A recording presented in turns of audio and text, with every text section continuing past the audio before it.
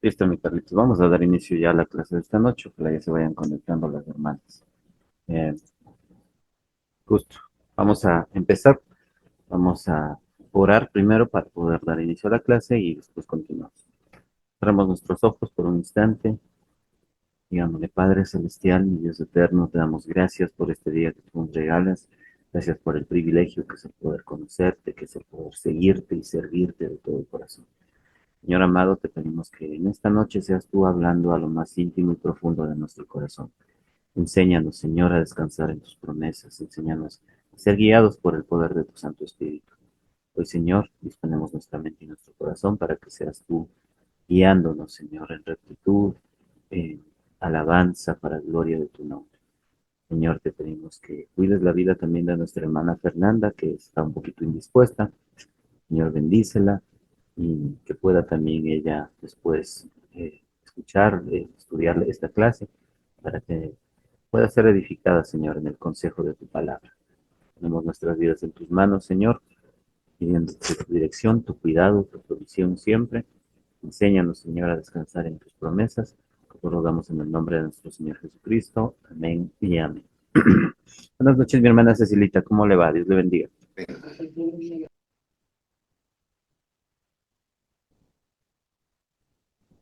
Está cerrado el micrófono. Ajá.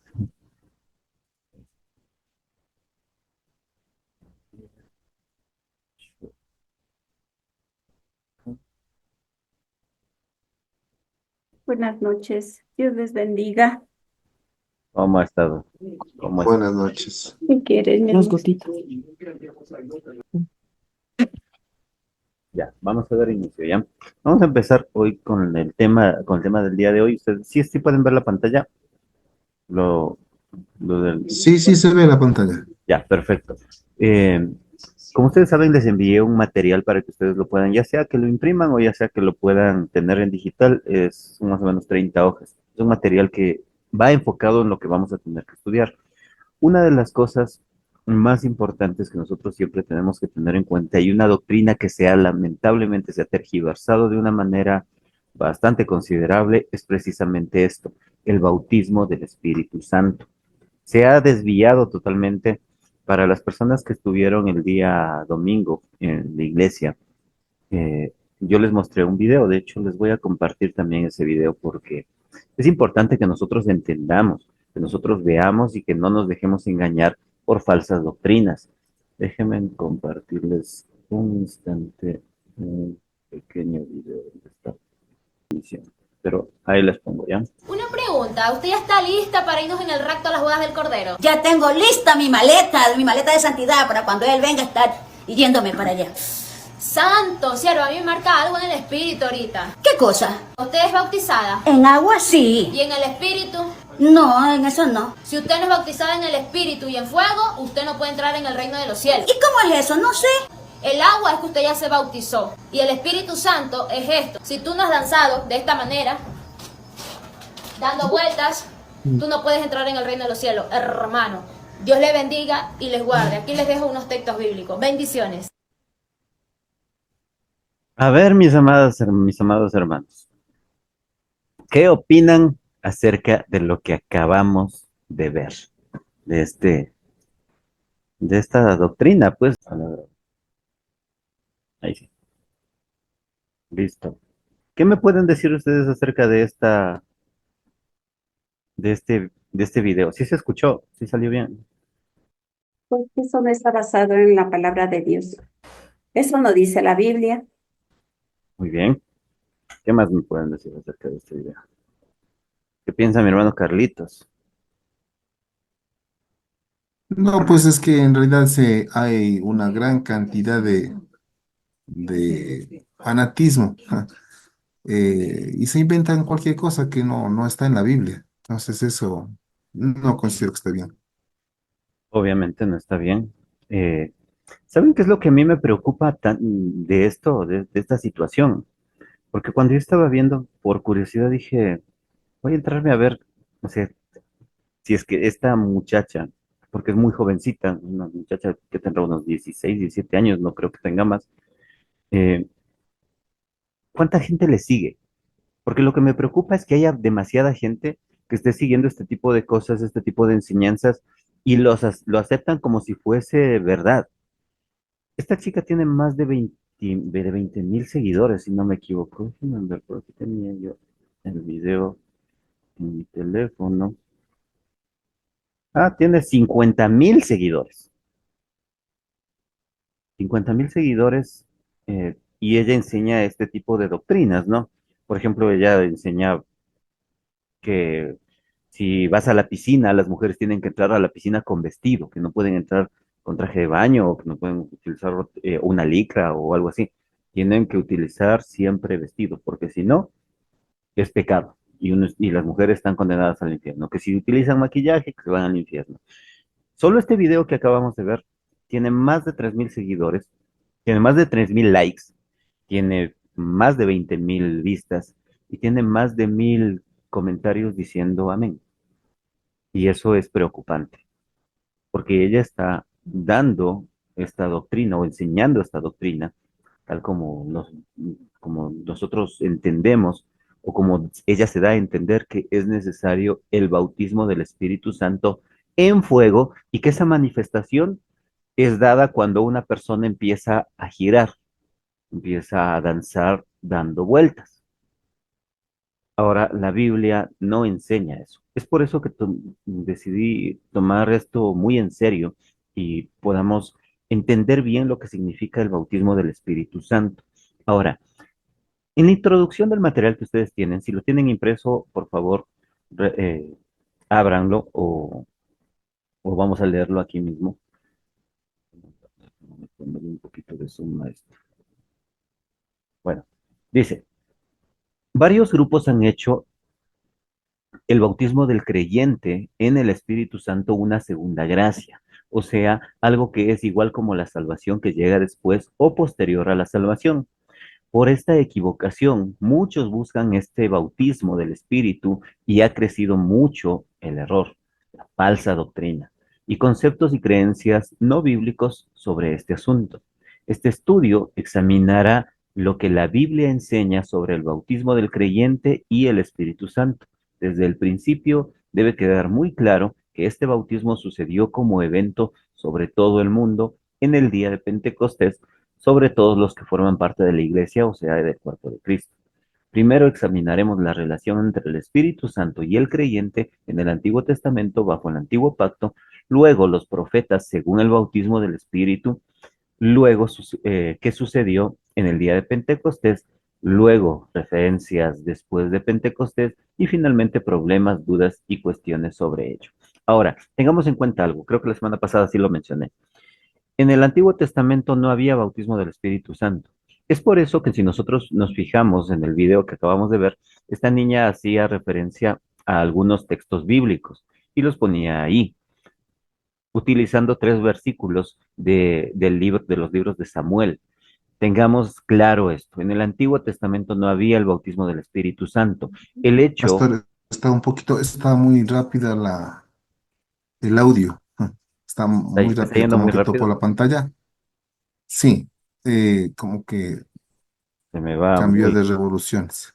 Ah, ya, ya, bien que me avisen, ya, gracias. Bueno, hasta ahorita sí me dieron, me pudieron entender. Sí, sí, sí. Le he entendido, sino que estaba yendo rapidísimo. Ah, ya, Como listo. cuando se le acelera en el celular que vaya más rápido. Ajá. Ah, ya. Bueno, bueno, voy a tratar de ir muy despacio porque creo que a veces la red un poquito entra en conflicto y como que se acelera un poco. Bueno, teniendo en cuenta esto, siempre cuando nosotros vayamos a hablar del tema del Espíritu Santo, tenemos que tener como referencia que la primera vez y de ahí en adelante en la que el Espíritu Santo viene a morar directamente en el corazón del creyente es posterior a la ascensión de mi Señor Jesucristo a los cielos. Antes de eso, no. De hecho, en el libro de los Hechos, valga la redundancia, se menciona que los discípulos estaban encerrados con las mujeres, incluida la madre de mi Señor Jesucristo, estaban escondidos en el aposento alto, que es justamente donde se celebra la última cena, y estaban en oración, esperando la promesa de la venida del Espíritu Santo. Antes de eso nadie había tenido ese, el Espíritu Santo venía, ya le había explicado la semana pasada, venía, se posaba sobre alguna persona, como en el ejemplo de Sansón, en el de Gedeón, en el de Jefté, se posaba sobre ellos, los ayudaba en ciertas circunstancias, les daba ciertas habilidades incluso, para que ellos pudieran ejercer el servicio a Dios. De hecho, aún el rey Saúl, cuando estuvo en pecado, hubo un momento en que el Espíritu Santo vino a él y él empezó a profetizar. Recuerden esto, profetizar no es adivinar el futuro. Profetizar es hablar bajo la inspiración de Dios o hablar la palabra de Dios. Y ya llegaremos un poquito más adelante acerca de esto, porque también tenemos que hablar acerca de dones espirituales. Si tienen abierto su material ahí, eh, impreso, como sea. Sí, por favor. Eli, por favor, ten la bondad. Ayúdanos con el siguiente párrafo que dice, sobre vista del bautismo del Espíritu Santo, del bautismo del creyente en el Espíritu Santo. Ayúdanos con esa lectura, ten la bondad. Amén. Definición. El bautismo del creyente en el Espíritu Santo es el hecho de hacer a un individuo parte del cuerpo de Cristo. El Espíritu Santo morando adentro del creyente en la época de la iglesia es el anticipo de su salvación. Y sin esta morada, el espíritu adentro de su cuerpo físico, la persona no es salva. La Biblia presenta este bautismo como una bendición especial de Dios que Dios prometió solamente para los de la época de la iglesia. Dios hizo promesas de ello antes del día de Pentecostés y en Hechos vemos el cumplimiento de esas promesas y luego en las epístolas vemos esta promesa en vigor. Continúa, por favor. Los elementos milagrosos sobre la venida del Espíritu Santo y la marca de la transición entre la época de Jesús y la época del Espíritu Santo, no vemos una situación donde los creyentes estaban siempre esperando con anticipación estos eventos en el Nuevo Testamento, cada vez que ellos aceptaron al Señor, sino este milagroso evento marcaba el cambio entre las dos situaciones. Es muy importante de ver el progreso de esto. Uno puede pensar que todavía es el tiempo de esperar con anticipación por el bautismo del Espíritu Santo. Amén. Muchas gracias. Ahora, ¿qué quiere decir esto? Nosotros vemos claramente esta manifestación del Espíritu Santo en el día de Pentecostés. ¿Alguien sabe lo que significa la palabra Pentecostés? ¿En algún momento les han enseñado o de pronto tienen alguna idea? No. No. Ya.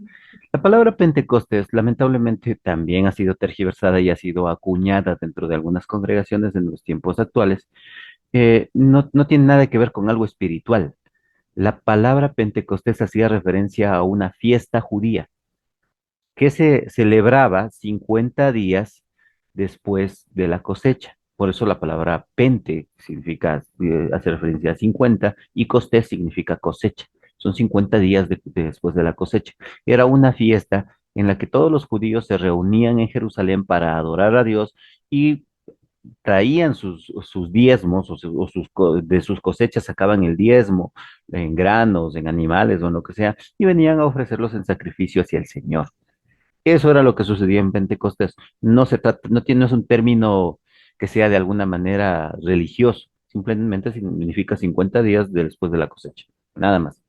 ¿Qué es lo que sucede? En ese tiempo viene la manifestación, desciende sobre ellos el Espíritu Santo, sobre los discípulos específicamente. Si ustedes se fijan bien, en el libro de los Hechos, capítulo 2, acompáñenme por favor en sus Biblias.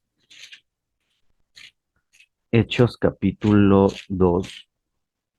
Mi hermana Moniquita, que el Señor le bendiga. Muy buenas noches. Perdón que no le saludé, pero estaba concentrado en la clase.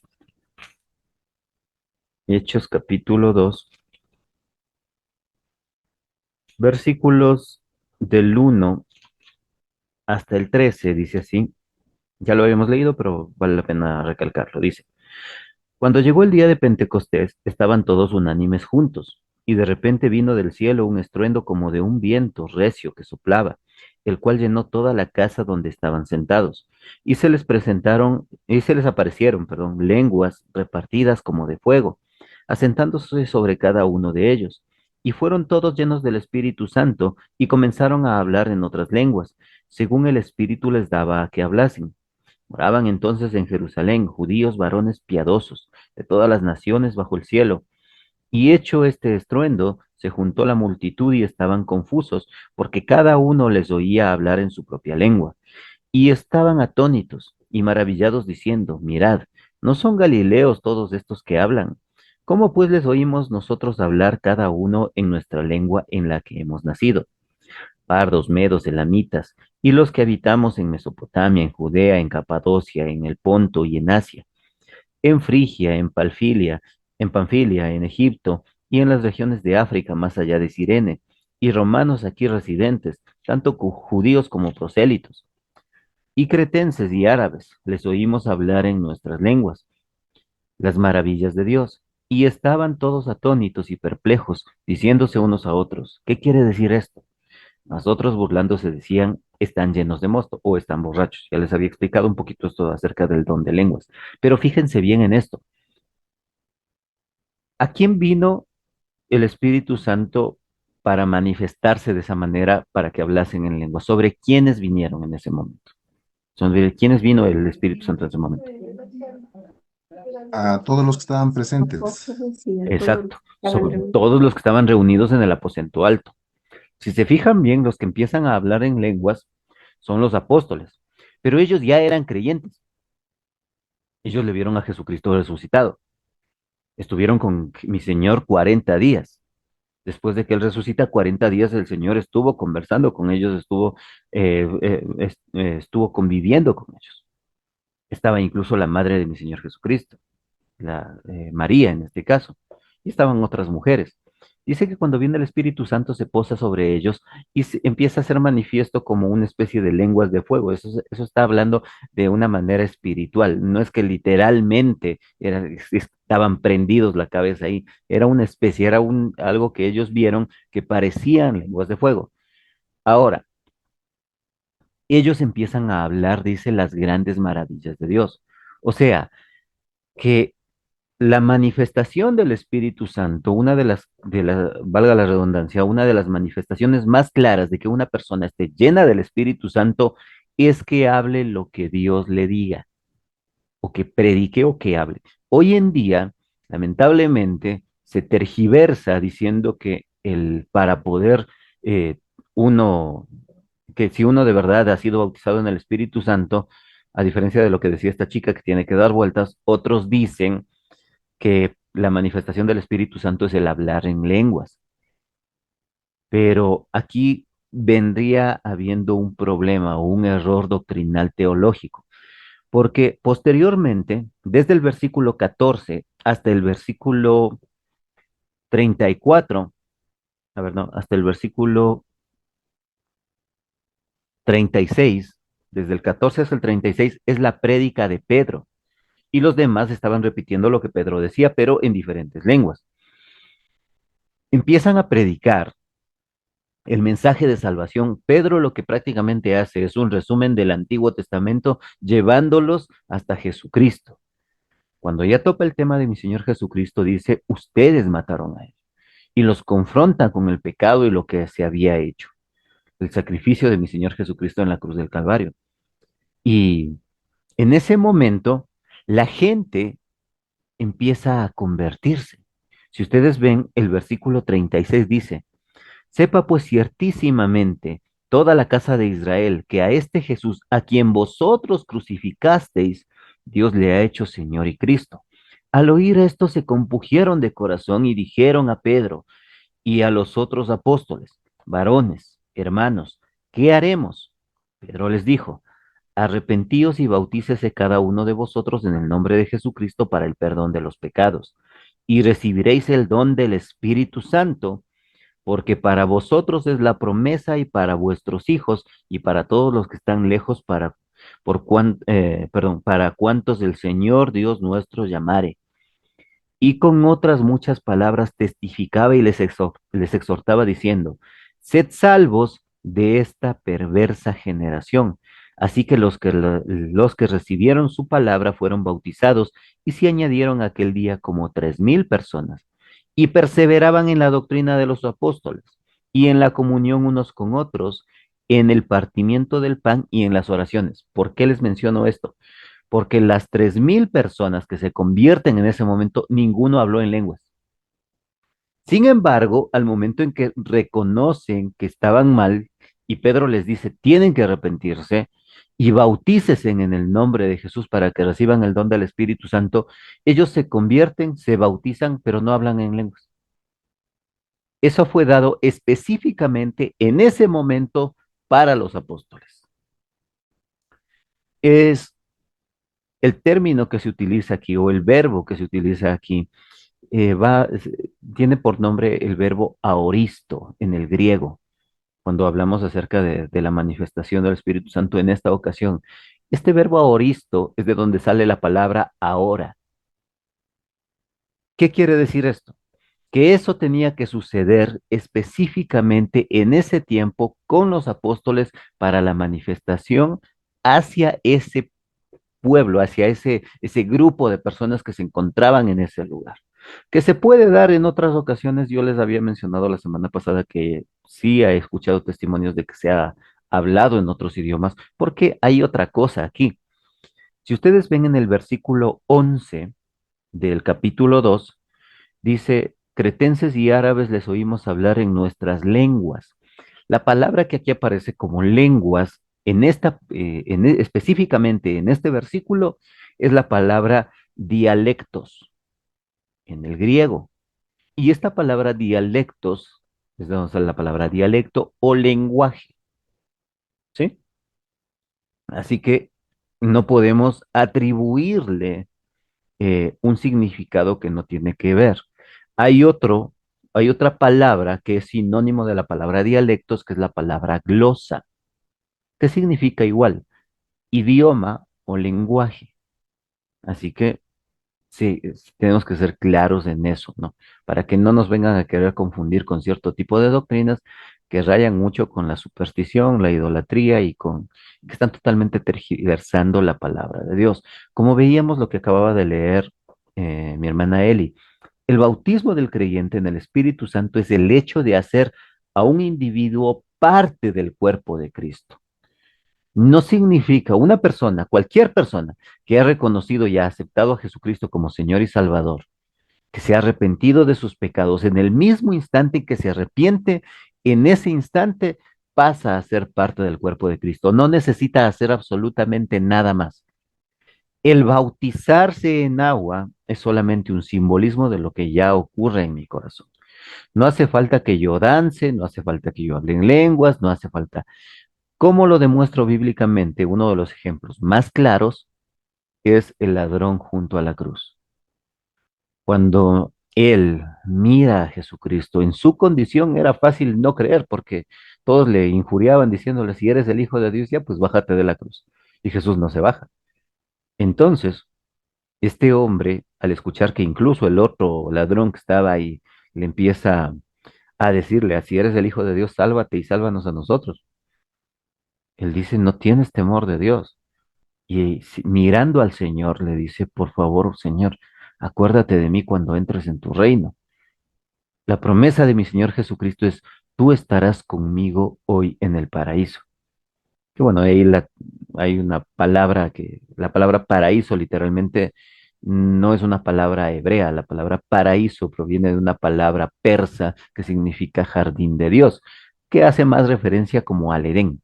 Ahí el centro de lo que mi Señor Jesucristo le estaba diciendo es que hoy estarás conmigo literalmente. Hoy estarás conmigo en la presencia de Dios, en el jardín de Dios. A eso se refería.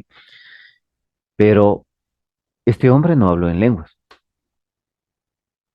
O sea, ya se estaba muriendo, estaba colgado en la cruz del Calvario. ¿A qué tiempo iba a tener para poder dar vueltas?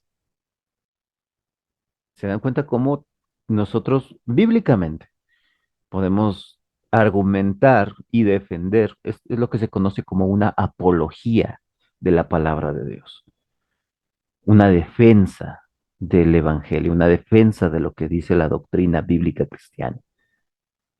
El creyente en el momento en que reconoce a Cristo como Señor y Salvador, automáticamente pasa a ser parte del cuerpo de Cristo y no necesita hacer absolutamente nada más. Es lo que se conoce como gracia y lo que veíamos en un principio. Lamentablemente hoy en día la doctrina se ha tergiversado y han puesto esta doctrina del bautismo del Espíritu Santo como si fuese parte o una segunda gracia, que tú necesitas a Cristo, pero también necesitas este otro de acá y necesitas añadirlo para que así puedas ser salvo. Lo que decía la chica, ¿no? Si no has dado vueltas, si no te has bautizado con fuego, entonces no puedes entrar al reino de los cielos. Eso es mentira, totalmente antibíblico. Seamos sabios y podamos ser, para que podamos ser edificados dentro del consejo de la palabra de Dios. Vamos más abajito. Literal, el primer literal. Profecías relacionadas con el bautismo del Espíritu Santo. La actividad del Espíritu Santo bajo el antiguo pacto. Mi hermana Cecilita, tenga la bondad, ayúdanos con la lectura. Bien. Debemos aclarar primero la situación bajo el Antiguo Testamento. Pacto, entre paréntesis. Hay algunos que piensan que el Espíritu Santo ni moraba adentro de los creyentes ni obraba en el Antiguo Testamento. Este concepto estima sobremanera, perdón, el poder humano de hacer cualquier cosa en la voluntad de Dios sin la ayuda de Dios. Dios obra en los hombres por medio de su Espíritu Santo. Véase Esdras 1:5. Solamente por medio de este espíritu es posible que personas puedan tener el poder o la capacidad de cumplir con la voluntad de Dios. Entonces, el Espíritu Santo estaba activa bajo el antiguo pacto. Primera de Reyes 18:12, Segunda de Reyes 2:16. Amén. Muy bien. Fíjense bien, porque aquí vemos, vamos a ir viendo estas citas que nos hacen referencia a lo que yo les había mencionado, ¿no? Cómo el Espíritu Santo venía y obraba en los creyentes en el Antiguo Testamento para efectuar cierto tipo de obras. Mi hermano Carlitos, tenga la bondad. Esdras capítulo 1, versículo 5. Ya le veo. Hasta eso, mi hermana Eli, ten la bondad. Primera de Reyes 18:12.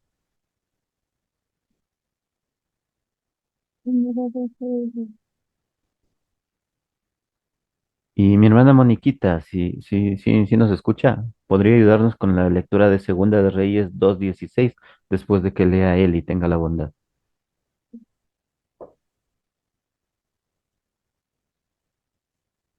Primera de Reyes. Primera de Reyes 18:12, después del hermano Carlitos, por ya. A ver, a ver, a ver. Pues bueno, no sé cuánto me va a pasar con mi compu, Se me perdió.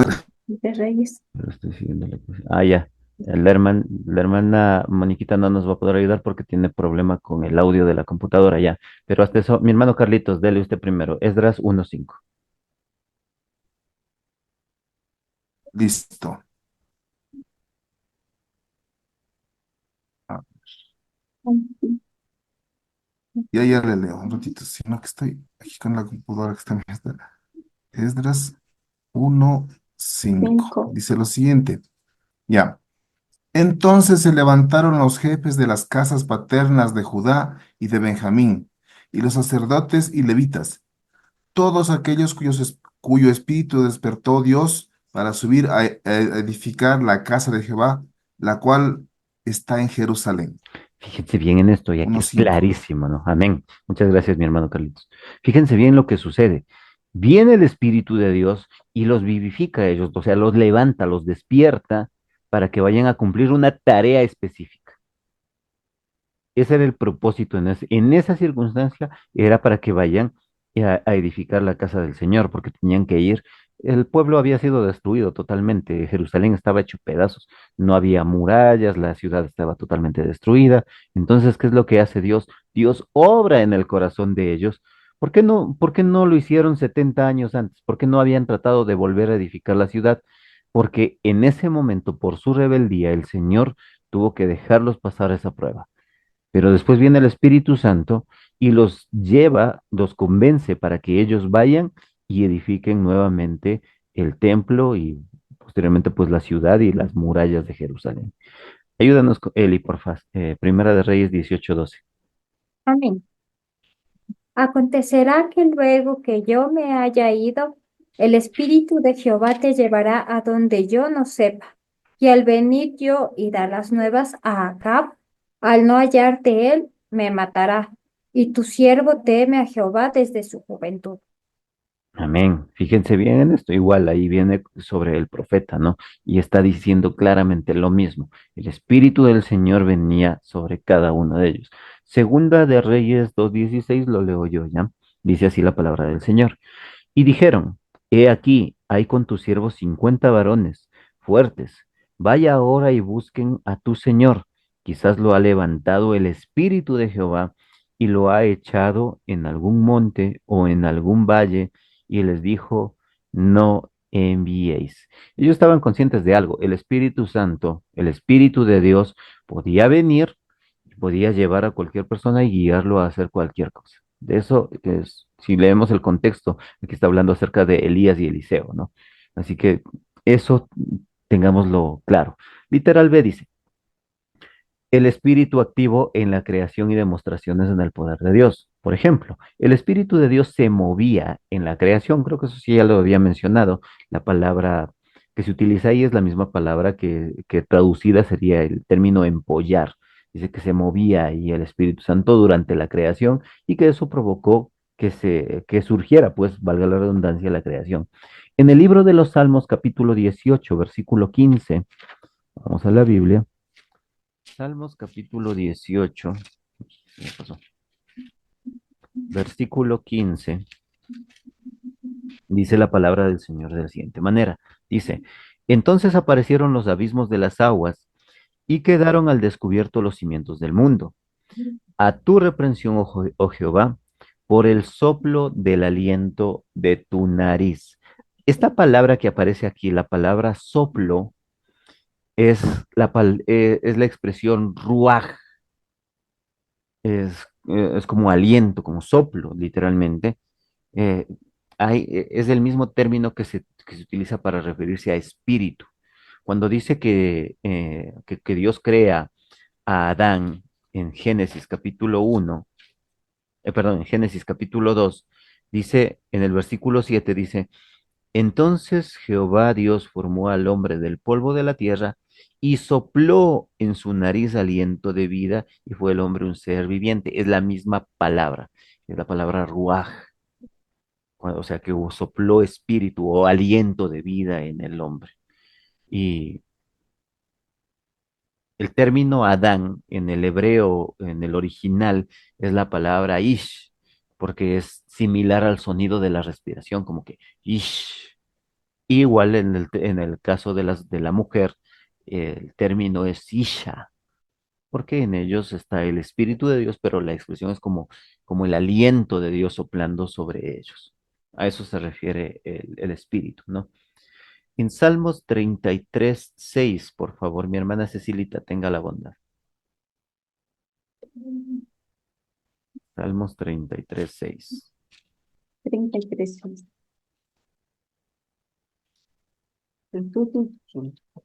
33:6.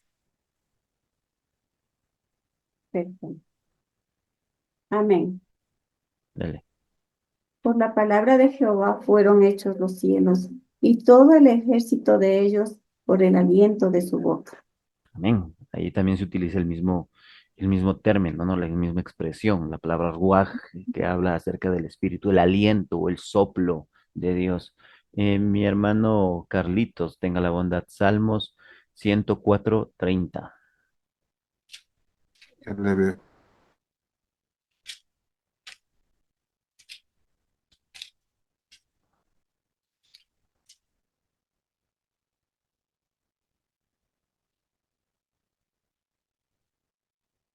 Se me abrió toda la imagen de la pantalla, no le puedo un ratito.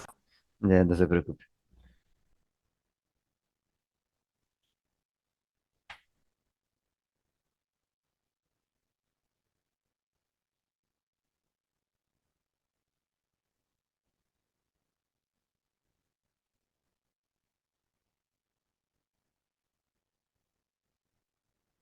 Salmo 134. 104, 30. 104, perdón. Ujú. Estaba 134. 104, aquí está el 104. 30. Dice, envías tu espíritu, son creados y renuevas la faz de la tierra. Amén. Fíjense bien en esto. Este salmo habla, el Salmo 104 habla directamente de cómo Dios cuida su creación, para que de pronto lo tengan como referencia. Y aquí específicamente en el versículo 30 dice, envías tu espíritu y son creados y renuevas la faz de la tierra, porque todo es creado por medio de él. Pero quien es manifiesto al momento de la creación, siempre están los tres, ¿no? Padre, Hijo y Espíritu Santo. Pero el agente creador específicamente en esto es el Espíritu Santo. ¿Sí? Dice Segunda de Samuel 22. Bueno, aquí tenemos algunas referencias, ¿no? Dice, vamos a continuar, dice, Dios contendió con el hombre por medio de su espíritu. En Génesis capítulo 6 versículo 3, cuando dice que el hombre, que la maldad del hombre había aumentado en gran manera y que Dios ya estaba pensando en mandar un gran diluvio, dice que no puede contender su espíritu con el hombre. ¿Por qué? ¿A qué quiere decir con contender? Lo que pasa es que como Dios es un ser perfecto en toda la expresión de la palabra, Él es santo, puro, el espíritu del hombre, que en cambio el ser humano es de continuo por siempre, cada vez la tendencia es a hacer el mal, no pueden cohabitar en sí mismo la maldad y la santidad de Dios. Hay una separación ahí. Por ende, cuando hay una separación, no hay manera en la que el hombre pueda acercarse a Dios. Esa es la consecuencia. Es por eso que necesitamos de un agente mediador para que nos reconcilie con Dios, que es mi Señor Jesucristo. Como mi Señor Jesucristo ya hizo su parte en la cruz del Calvario, muriendo por el perdón de nuestros pecados, ahora necesitamos que alguien nos convenza de eso. Y ahí es donde entra el Espíritu Santo. El Espíritu de Dios, quien nos convence de pecado, de justicia y de juicio, tal como lo dice en el libro de Juan capítulo 16. Tengamos clara esa parte, ¿no? Dice, en el Éxodo, Moisés dijo, al soplo de tu aliento, o sea, el espíritu, se amontonan las aguas. La palabra para espíritu en el hebreo y en el griego, que significa espíritu, aliento o viento, dependiendo del contexto. Por lo mismo, en las plagas sobre Egipto, hay la posibilidad de que la referencia que el viento que traía o quitaba las plagas es una referencia al Espíritu Santo. Lo mismo vemos en la provisión del aliento para Israel en el desierto. El Espíritu de Dios es relacionado con el juicio de Dios en el libro de Job. ¿Qué quiere decir esto? Cuando todo va relacionado de acuerdo con su palabra y con su voluntad. Esa parte nosotros no podemos separarlo uno del otro. Siempre cuando Dios está obrando, lo hace a través del Espíritu Santo, en el corazón del creyente, en el momento de la predicación, en el momento de la edificación hacia los creyentes. Me llamaba la atención el día de hoy, a la hora que yo salía al almuerzo, estaba viendo un video de cómo un pastor estaba predicándoles a un grupo de judíos y les mencionaba el capítulo 53 del libro de Isaías. Y ellos pensaban que se refería a algún texto del Nuevo Testamento. Sin embargo, ellos quedan sorprendidos cuando les dicen, no, esto es del Antiguo Testamento, es del libro de Isaías, porque para ellos la, el libro de Isaías es un libro bastante sagrado, muy considerado al momento de estudio de la escritura. Y la referencia que hace directamente hacia Jesucristo, el capítulo 53, no puede ser refutada. Sin embargo, hay personas que tratan de tergiversar o de desviar esto, ¿sí? Bien. Literal C, el espíritu en creyentes. Además, la Biblia dice que en algunos casos claros hubo creyentes en el Antiguo Testamento que tuvieron el Espíritu Santo sobre ellos o adentro de ellos. Faraón reconoció que José tuvo el Espíritu de Dios. ¿Acaso hallaremos a otro hombre como este en quien esté el Espíritu de Dios? Dice en Génesis capítulo 41, versículo 38. En el castellano los conceptos de alguno, en, otra cosa, algo, al lado, o de o con otra cosa, y algo sobre otra cosa son distintos. En hebreo todos los conceptos distintos son representados con la misma preposición, la palabra bet. Esta causa, esta causa un poco de confusión para nosotros, pero es mejor de no hacer grande distinción en el Antiguo Testamento entre el Espíritu Santo estando sobre o en o con una persona. Dios indicó que Josué iba a ser el próximo líder después de la muerte de Moisés, porque él era varón en el cual hay espíritu. Números 27-18. Job posiblemente refirió al espíritu habitó, el espíritu habitó de Dios en él. Job entendió que hubo un espíritu adentro de él que le dio fuerza para guardar su lengua. Hay algo que aquí me llama mucho la atención. Si ustedes ven, dice que en el hebreo los conceptos para referirse a cuando algo está en una persona o sobre una persona o dentro de una persona, nosotros lo vemos con palabras distintas. Pero en el hebreo se utiliza una sola palabra y es la palabra bet. De esa palabra podemos verlo en ejemplos en diferentes términos o en diferentes expresiones a lo largo del Antiguo Testamento. La palabra bet literalmente significa casa. ¿Por qué lo menciono? Porque suponiendo cuando Jacob se quedó dormido y estaba huyendo de su hermano, de Esaú, para que no lo matase porque le engañó a su padre para que le diera la bendición, dice que llegó a un lugar donde se puso como cabecera a una roca y se quedó dormido y después cuando se despertó tuvo una visión en la que veía que ángeles subían y bajaban por una gran escalera hacia el cielo. Y Jacob se asusta y dice, de verdad, esta es casa de Dios. Eso lo podemos ver en el libro de Génesis. Les digo dónde estaba. Eh, Génesis. Aquí está. Génesis capítulo 28, versículo 16. Del 16 al 22 dice así. Y despertó Jacob de su sueño y dijo, ciertamente Jehová está en este lugar, y yo no lo sabía. Y tuvo miedo y dijo, cuán terrible es este lugar. No es otra cosa que casa de Dios y puerta del cielo. Y se levantó Jacob de mañana y tomó la piedra que había puesto de cabecera y la alzó por señal y derramó aceite encima de ella. Y llamó el nombre de aquel lugar Betel, aunque Luz era el nombre de la ciudad primero. E hizo Jacob voto diciendo, si fuere Dios conmigo y me guardase en este viaje en que voy, me y me diere pan para comer y vestido para vestir. Y si volviere en paz a casa de mi padre, Jehová será mi Dios, y esta piedra que he puesto por señal será casa de Dios. Y de todo lo que me dieres, el diezmo apartaré para ti. Esta expresión casa de Dios es la palabra Bet-tel. La palabra Bet es casa y él es Dios, haciendo referencia al término Elohim. ¿Sí? Entonces, cada vez que nosotros vemos términos como Betania, eso significa casa pobre o casa de misericordia. Esa raíz de la palabra Bet tiene que ver algo con casa. De hecho, es la primera palabra o la primera letra que aparece en Génesis capítulo 1, versículo 1. La primera palabra que aparece ahí es Bet.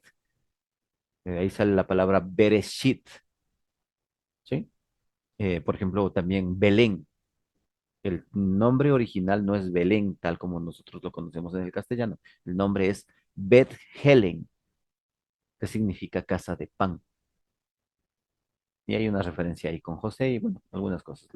Ténganlo en cuenta en esto, porque cuando nosotros vemos esto, que dice que el Espíritu Santo habita en nosotros o venía a habitar en nosotros, se utiliza la palabra Bet, que quiere decir que ahora nosotros somos ese templo o esa casa donde el Espíritu Santo viene a habitar. En el Antiguo Testamento, cuando Moisés sale con el pueblo de Israel hacia el desierto, Dios les da la orden de construir un tabernáculo, que era el tabernáculo, ahora una especie de lugar de adoración que se ponían unas tiendas de campaña prácticamente, donde que ellos armaban, cada vez que se iban a mover tenían que desarmar, volver a recoger, iban hasta el lugar donde se tenían que asentar y volvían a armar todo eso. Y este lugar se dividía en tres lugares. El lugar donde donde llegaba el pueblo para poder adorar a Dios, el lugar santo, que era donde los sacerdotes ofrecían los sacrificios, y el lugar santísimo, que era el lugar donde estaba la presencia de Dios, donde estaba el arca del pacto, estaba la vara de Aarón, estaba el maná que Dios les había dado de comer, y estaban las tablas de los 10 mandamientos. Ese era el lugar santísimo, la tercera etapa o la tercera fase adentro del tabernáculo. Ese lugar, el lugar santísimo, era conocido como el Bet, o sea, la casa de Dios, donde habita la presencia de Dios directamente, ¿sí? Cuando se construye el templo, se hace tomando como referencia, Salomón construye el templo tomando como referencia el tabernáculo, y el templo se dividía en estas mismas áreas.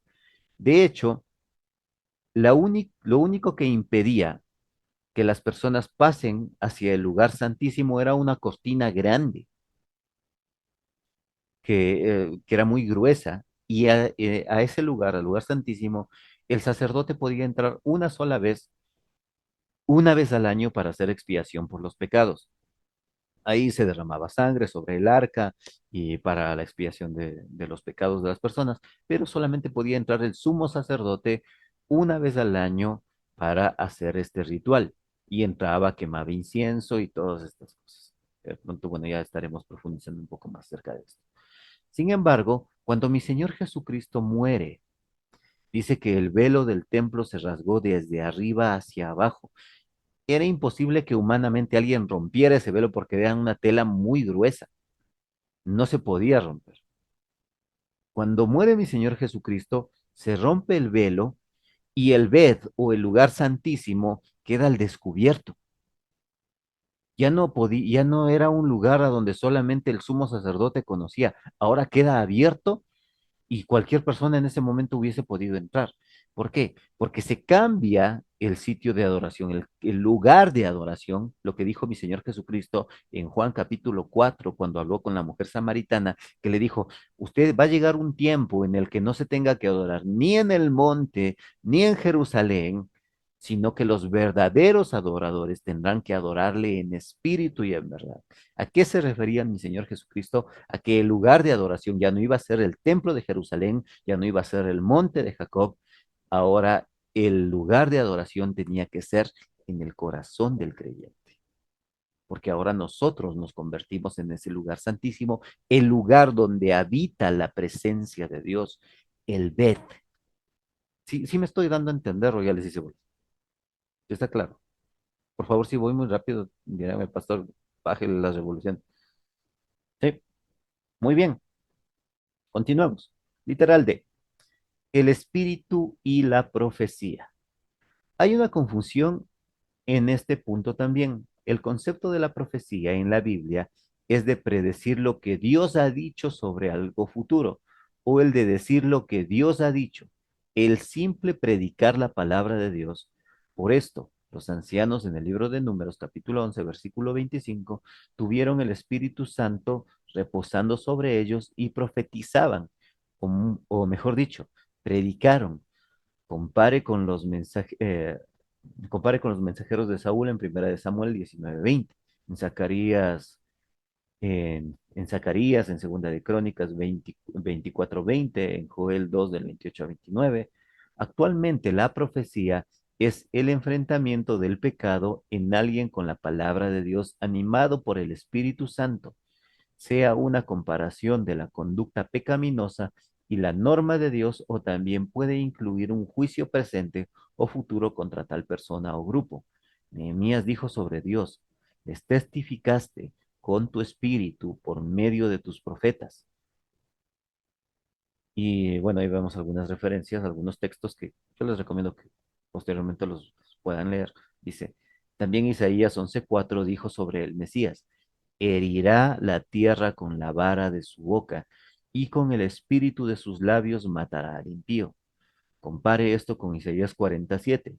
La hierba se seca y la flor se marchita, porque el viento o el espíritu, es la palabra que les decía, la palabra ruaj, de Jehová sopló en ella, ciertamente como hierba es el pueblo. Una de las palabras griegas para predicar es la palabra exhortación. También tiene dos conceptos distintos. Esta palabra griega puede significar exhortación, animar a una conducta, o consolar, de confirmar o dar consuelo. El Espíritu Santo es el gran consolador. Lo vimos la semana pasada, Juan 16:7. El concepto aparece en Segunda de Crónicas 15 del 1 al 2, cuando el Espíritu de Dios vino sobre Azarías y Azarías confirmó a Asa, lo que vimos igual la semana pasada. También el Espíritu de Jehová vino sobre Jaasiel en Segunda de Crónicas 20:14, y él consoló a Judá y a Josafat. Fíjense bien en esto. El Espíritu Santo, cuando nosotros hablamos del espíritu de la profecía, o estamos hablando de que el Espíritu Santo me está guiando a profetizar, no me está diciendo que adivina el futuro. Nosotros no necesitamos conocer o adivinar o hacer. Eso es, la adivinación para empezar es pecado, porque eso es hechicería. El futuro nosotros no lo conocemos. Sabemos que hay señales que nos anticipan el hecho de que mi Señor Jesucristo viene pronto. Ahorita con la nueva pandemia que ya ha surgido en China, que posiblemente que ya están tomando las normas y tanta cosa, ya sabemos lo que es estar en una pandemia. Somos una de las generaciones que pudo sobrevivir a una pandemia, casi 3 años encerrados. Todas esas cosas, si bien es verdad que la palabra de Dios advierte que van a venir guerras, rumores de guerras, hambres, pestes, terremotos en diferentes lugares y todas estas cosas, las sabemos. Eso no nos tiene que dar angustia, sino más bien darnos esperanza, porque sabemos que Cristo viene pronto, por una parte. Por otro lado, el show de la profecía, que lamentablemente hoy se ha hecho dentro de algunas congregaciones, donde las personas están adivinando el futuro, o que viene alguien y hacen fila para poder recibir profecía, y a cada uno se les profetiza algo diferente. Tú vas a tener tu carro, tú vas a tener tu casa, tú vas a ganarte la lotería, tú te vas a ganar el pozo, tú vas a comprar. Todas ese tipo de adivinaciones son totalmente antibíblicas. Si lo vemos a la luz de la escritura, en el Antiguo Testamento, ningún profeta llamó a que la gente hiciera fila para darles profecías independientes a cada uno. La profecía venía por medio de la palabra de Dios, y ellos iban y simplemente decían eso. Así ha dicho Jehová, así ha dicho el Señor, esto va a suceder. En el caso de Jonás, lo habíamos visto también en alguna ocasión, dice, vino palabra de Jehová hacia, hacia Jonás, hijo de Amitai, para que le digo, ve y dile a Nínive, esta gran ciudad, que de aquí a 40 días va a ser destruida. Cuando dice que vino palabra de Jehová, ahí también se utiliza la palabra ruaj, o sea, que vino el Espíritu de Dios sobre Jonás, o sea, le estaba guiando a hacer esto. Que Jonás por un momento quiso rechazar esa ordenanza, pero terminó haciendo. Y el Espíritu de Dios fue el que obró en la gente de Nínive para que ellos terminaran arrepintiéndose. Así que siempre vamos a ver la obra del Espíritu Santo en diferentes personas, en diferentes manifestaciones. Sin embargo, eso, por decirlo así, en el Antiguo Testamento. Hoy en día no necesitamos andar adivinando nada, porque tenemos la palabra de Dios. De hecho, si me acompañan por favor al libro de Segunda de Pedro, si no me equivoco. Primera de Pedro. Segunda de Pedro, capítulo 1, versículos del 16 al 21. Mi hermano Carlitos, tenga la bondad. Segunda de Pedro, capítulo 1, del 16 al 21. Pero, perdón, ¿cuál es? Segunda de Pedro, capítulo 1, versículos del 16 Ya, al 21. amén. Del 16 al 21. Dice así, porque no os hemos dado a conocer el poder y la venida de nuestro Señor Jesucristo, siguiendo fábulas artificiosas, sino como habiendo visto con nuestros propios ojos su majestad. Pues cuando Él recibió de Dios Padre honra y gloria, le fue enviada desde la magnífica gloria de una voz que decía, este es mi Hijo amado, en el cual tengo complacencia. Y nosotros oímos esta voz enviada del cielo cuando estábamos con Él en el Monte Santo.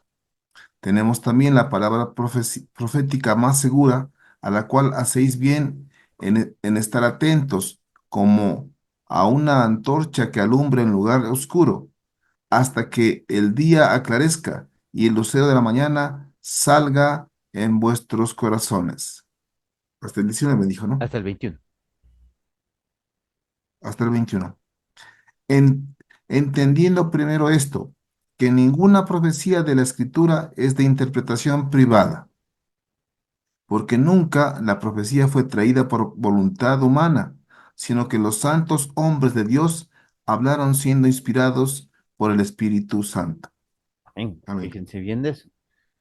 Aquí la palabra es clara, ¿no? O sea, el testimonio que nosotros damos acerca de Jesucristo, en el momento en que nosotros predicamos a quien sea, si estamos con la vecina, con el compadre, con el amigo, con quien sea, y empezamos a compartirles el mensaje de la palabra de Dios, es en ese mismo instante en que es el Espíritu Santo obrando en nosotros. Estamos profetizando en ese momento, porque literalmente profetizar es hablar bajo la inspiración.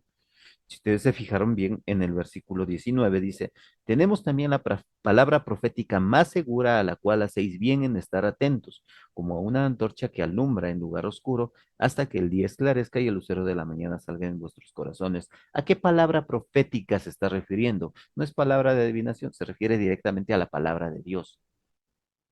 Más adelante podemos corroborarlo, dice en el versículo 20, dice, entendiendo primero esto, que ninguna profecía de la escritura es de interpretación privada. O sea que yo no puedo llegar un día y decir, hermanas, bueno, yo anoche soñé esto y Dios me dijo y a mí me reveló esto, a ustedes no, pero a mí sí me dijo y por ende yo se los voy a contar. No, eso ya no sucede, eso sucedía en el Antiguo Testamento, que Dios le daba señales a sus escogidos, pero para que dijeran, y eso era para confrontarles del pecado, para que puedan llegar al arrepentimiento. Aquí podemos ver claramente que no necesitamos ninguna otra profecía fuera de lo que está en la Escritura, entendiendo primero esto, que ninguna profecía de la Escritura, dice, no dice de otros lados, no dice de los vecinos, no dice del pastor, dice la profecía de la escritura no es de interpretación privada. No es solamente para mí, no es que solamente yo la conozco. Y eso tenganlo en claro, porque algunas personas de pronto estarán pensando, bueno, ya las personas que después ven la grabación de la clase, porque hay varias personas que de pronto nos ven a veces de España o de Estados Unidos, tengan en cuenta eso. ¿Por qué? Porque en el momento en que una persona le atribuye demasiados poderes hacia el pastor o hacia quien sea, pensando que solo esa persona puede entender las escrituras, caemos en un error doctrinal totalmente extremo al pensar que solamente el pastor puede entender la Biblia. No. La escritura está dada para todos, para que todos, guiados por el Espíritu Santo, podamos entenderla. La profecía no es de interpretación privada, la escritura no es de interpretación privada. No es que yo digo esto significa para mí y así tiene que ser. No. La Biblia siempre se va a dar a entender o se va a interpretar a sí misma.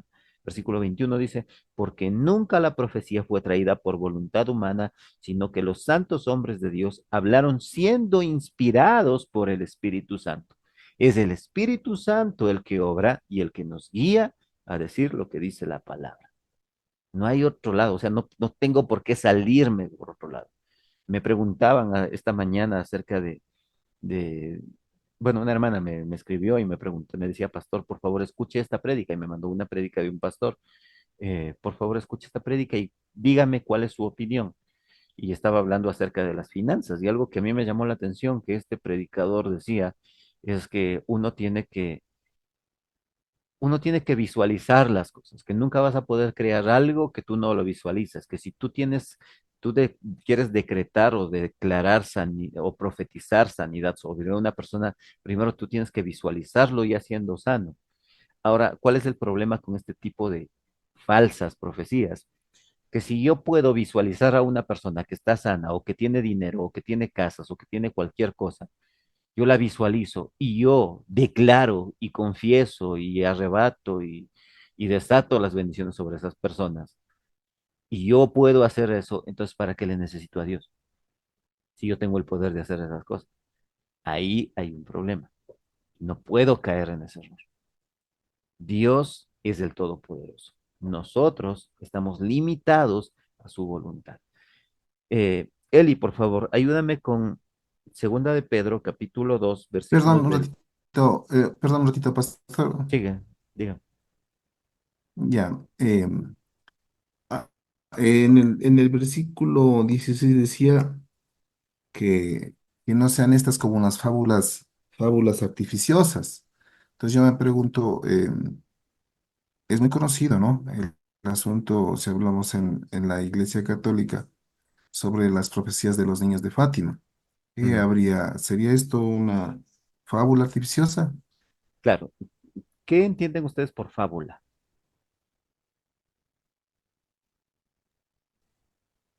Fábula, estamos hablando de una cosa que es creada, es un invento del ser humano. Ajá, un cuento, una fábula, un cuento. Esas son las fábulas para niños. Yo ahora últimamente he aprendido muchas fábulas porque a mi hija le encanta que le lea cuentitos para dormir.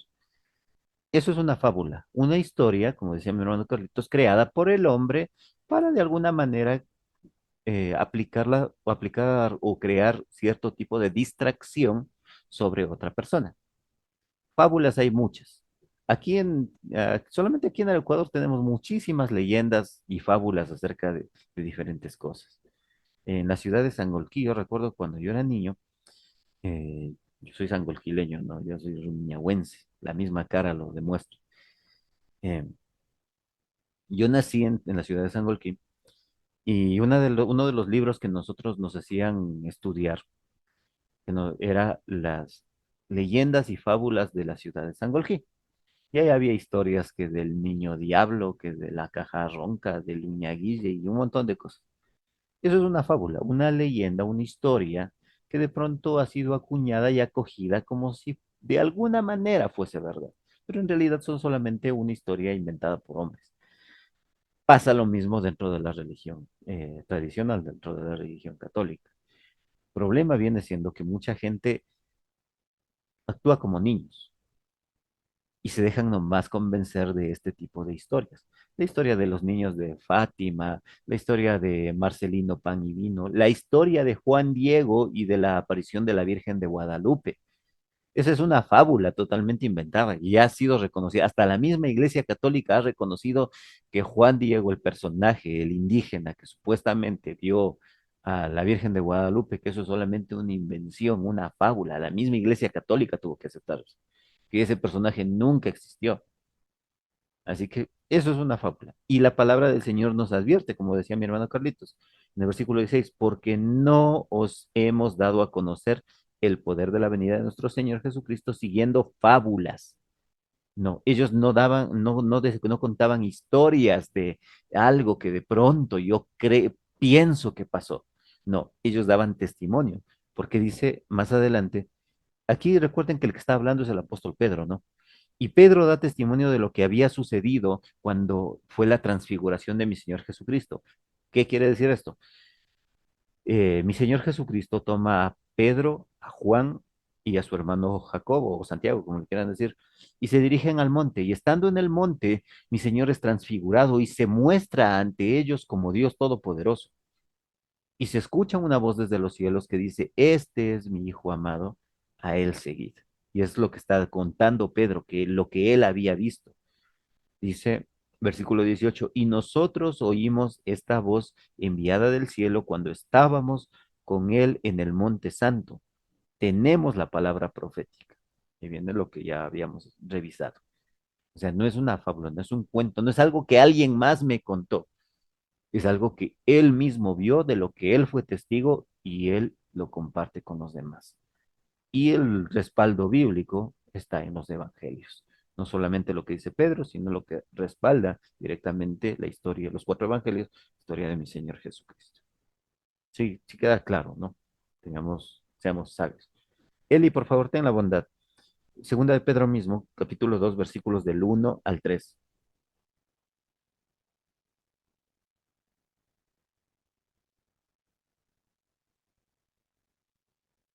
A mí, a ver, ya les voy a leer solo que se llama.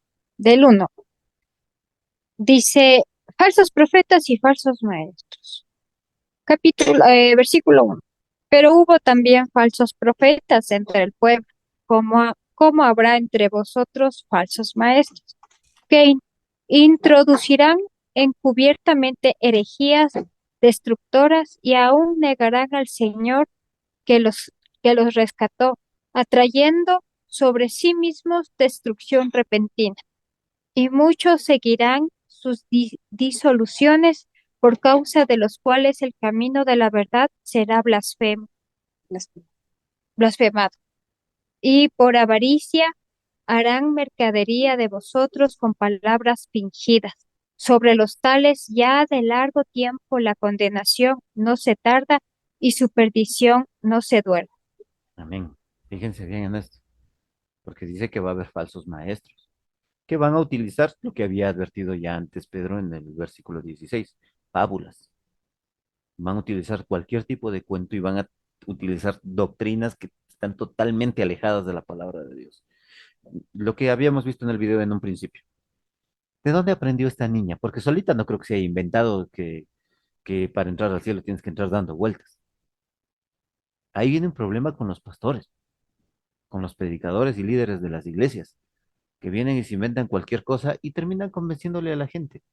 Una de las características que dice la palabra de Dios acerca de, de los que son llamados a ser predicadores, pastores, obispos, como se menciona en Timoteo, es que no puede ser una persona neófita. Un neófito es una persona nueva, o sea, que no tiene conocimiento, una persona que está empezando en los caminos del Señor, porque va a terminar tergiversando las cosas y va a terminar dándole interpretaciones que no competen dentro del contexto bíblico. Aquí dice que, pero hubo también falsos profetas entre el pueblo, como habrá entre vosotros falsos maestros. Así como hubo antes, hoy en día también hay. Y lo que más me aterra es lo que dice que eh, negarán al Señor. ¿Por qué? Porque van a tratar de buscar gloria para sí mismos, dejando de lado a Cristo. Menciona, si ustedes se fijan bien en Judas, justo el último libro, el penúltimo libro de la Biblia, antes de llegar al Apocalipsis. En Judas, bueno, Judas tiene un solo capítulo. En los versículos del 17 al 20, dice así, Judas, versículos del 17 al 20, dice. Pero vosotros, amados, tened memoria de las palabras que antes fueron dichas por los apóstoles de nuestro Señor Jesucristo, los que os decían, en el postrer tiempo habrá burladores que andarán según sus malvados deseos.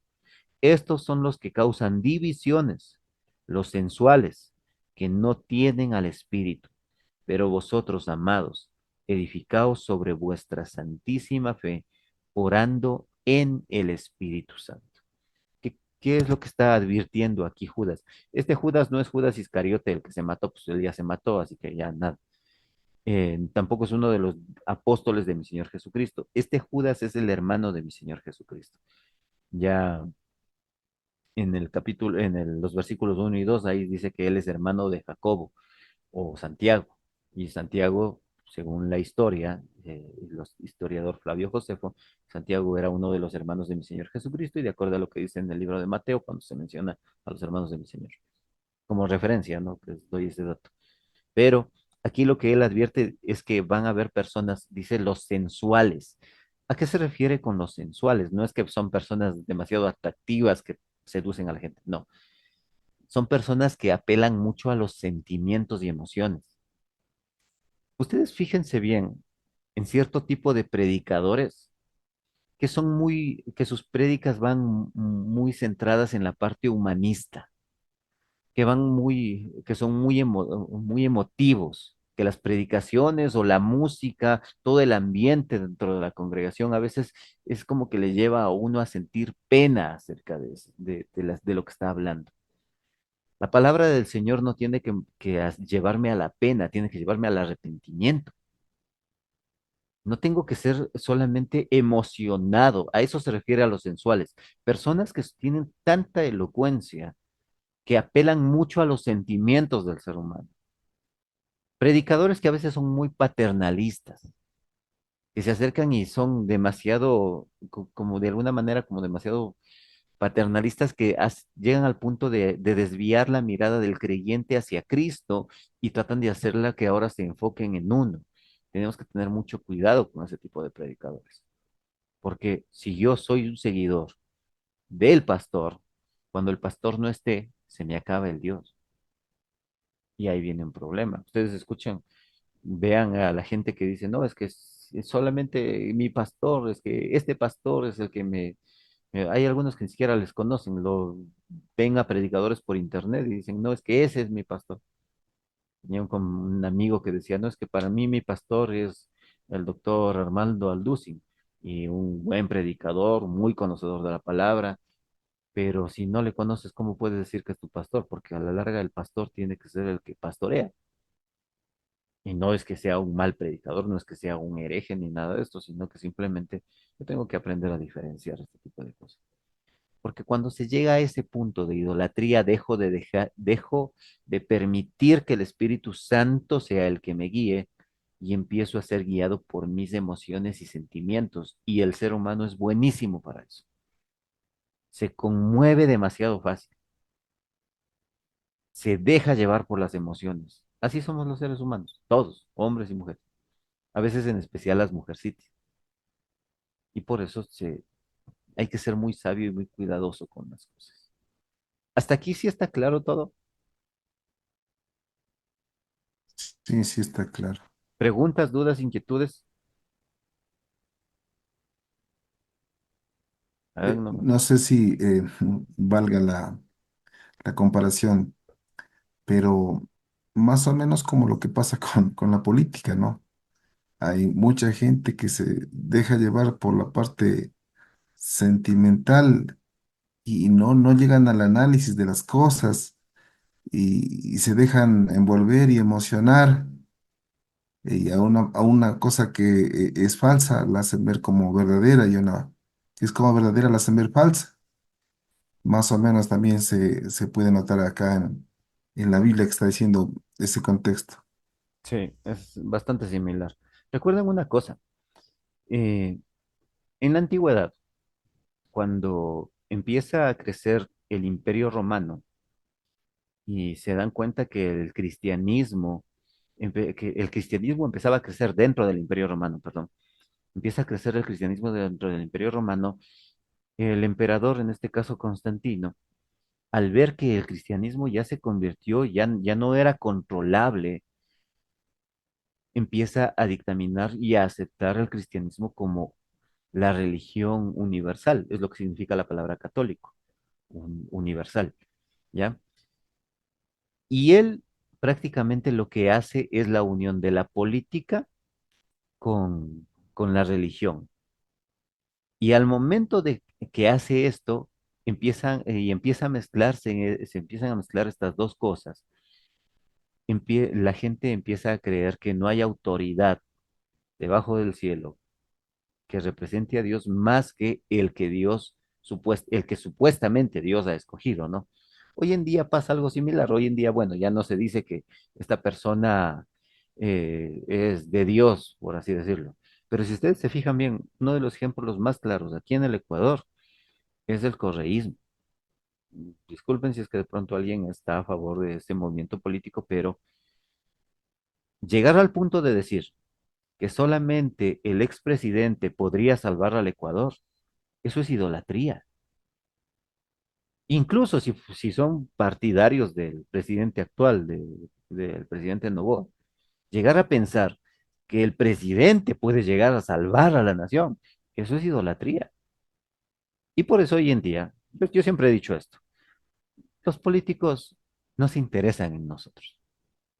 O sea, ni siquiera nos conocen, no conocen en el día a día. Si nosotros queremos obtener algo, tenemos que con la bendición de Dios salir día a día y trabajar y luchar para poder salir adelante. En el trabajo hay bendición. Y bendito sea el Señor que nos provee de lo necesario y de trabajo y de todo. Pero de ahí estar esperanzando en que un político me ayude, que un político haga o me dé, ya y si ya raya con la idolatría. Lamentablemente hoy en día los movimientos políticos se han convertido en la nueva religión de la gente. La gente se enceguece por tratar de defender a un político, termina peleándose con la familia y con todo el mundo.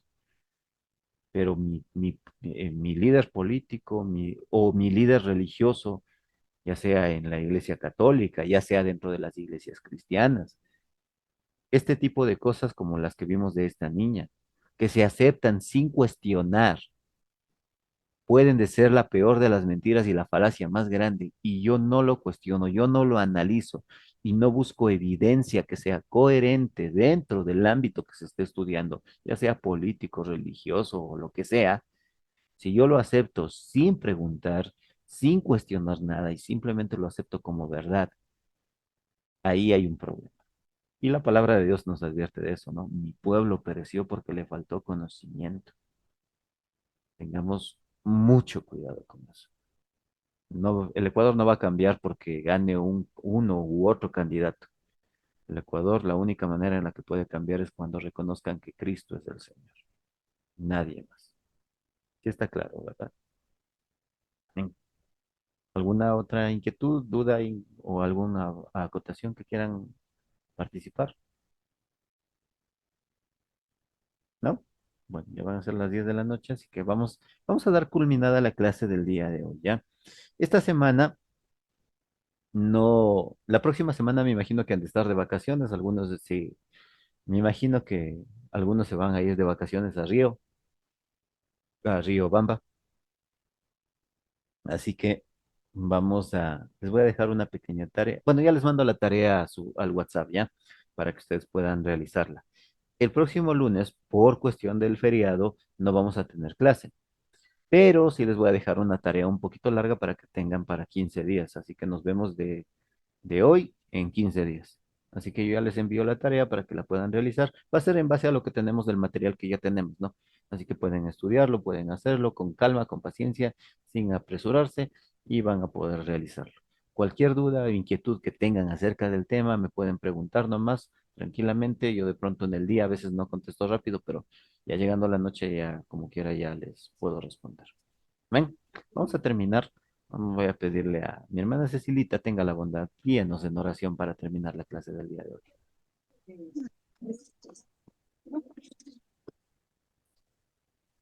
Amén. Ven. Sí me escuchan. Sí, Ya. Bendito Señor, bendito Padre, le damos las gracias, mi Señor, por este momento precioso en que hemos aprendido de su santa palabra, Señor, y su Santo Espíritu hablando a través de su siervo, Señor. Abre nuestras mentes y nuestros corazones para poder entender y ser tu obra en cada uno de nosotros, Señor.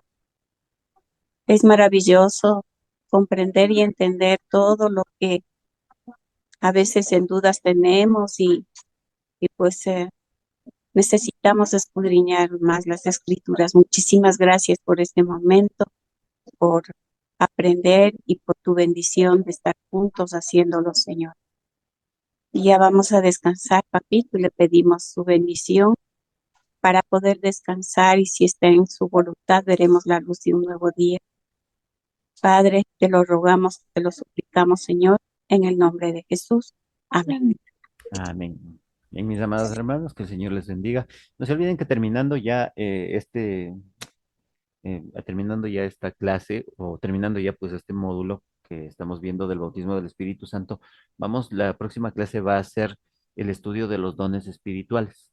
Y en eso sí nos vamos a tomar un poquito más de tiempo para poder identificar los dones espirituales.